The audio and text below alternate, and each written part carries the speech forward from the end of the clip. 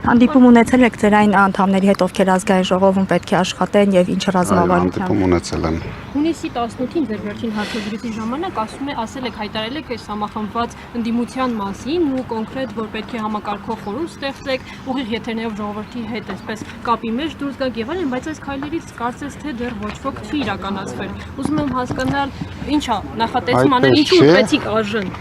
Այդպես չի, մենք քայլ հիմա արեցինք 5 ամենանդիմադիր ուժերով հայտարարությունը, դրանից հետո հաջորդ քայլերը կլինեն։ Ես ձեզ ասել եմ, մենք հերթով քայլ գնալու ենք առաջ, դրա համար էլ ընտրեցինք ազգային ժողովը։ Ընտրեցիք արժան կներեք, խնդրում ավելի պարզաբանել ու ինձ հետաքրքրում է նաև արդյոք մանդատներ վերցնելով դուք իշխանության լեգիտիմությունը չեք ճանաչում։ Բացարձակ։ Կամության արդյունքները չեք ճանաչում։ Իշխանությունն էլ չուզեց իր լեգիտիմությունը ճանաչել։ Ես արել էի կոնկրետ առաջարկություն։ Գնանք, օգնենք ձեզ, եթե իրոք հաղթել եք կամ հաղթում եք, գնանք, ընտրվեք ճիշտ ձևով, օրինական ձևով, մենք էլ ձեր լեգիտիմությունը կճանաչենք։ Իրենք այլ ճանապարհ ընտրեցին։ Այդ դեպքում դուք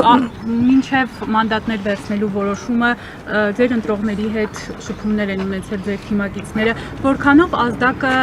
ընտրողներից եղավ, հա, վերցնել մանդատները։ Ազդակը իհարկե ընտրողներից նույնպես եղավ,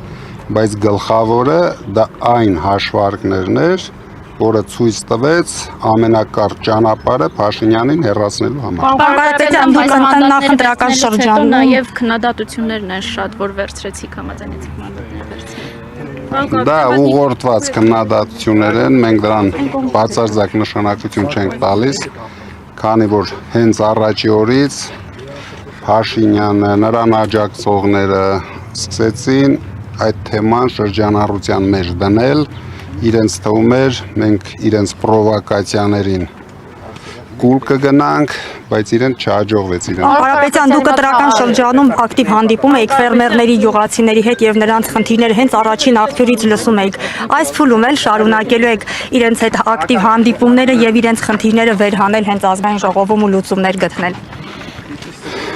Ոչ միայն ազգային ժողովում, դուք գիտեք, հիմա մեր ֆերմերները, գյուղացիները, բիզնեսմենները շատ մեծ խնդիրներ ունեն,